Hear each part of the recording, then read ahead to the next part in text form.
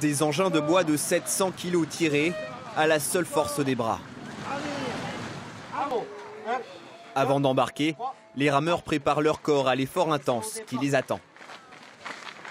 Il faut qu'on se maintienne chaud, le cœur un peu haut, pour pouvoir tenir la course. Parce que si on n'a pas le cœur qui monte, on va faire 2 mètres et on va s'effondrer. Dans cette équipe, 5 hommes, une femme et un fort esprit de cohésion. Lancés à pleine vitesse entre mer et montagne, les plus performants réalisent un temps d'1 minute et 40 secondes environ sur un parcours de 300 mètres.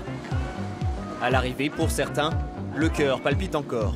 C'est dur, les bateaux ils sont très lourds et en fait c'est tout, c'est de l'explosif quoi. C'est 1 minute 30, 1 minute 40 quasiment en apnée quoi. Ce n'est pas qu'une question de force mais de technique, donc finalement les femmes ont toute leur place dans les embarquements.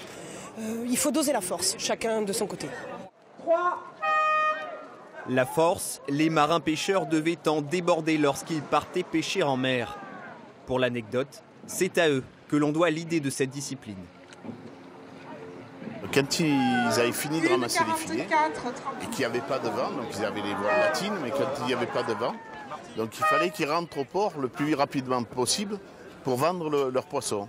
Donc ils faisaient des courses et c'est celui qui arrivait le premier qui vendait son poisson. Depuis, la tradition est restée intacte. La Coupe de France 2017 de rame traditionnelle se déroulera le 23 et 24 septembre à Cagnes-sur-Mer.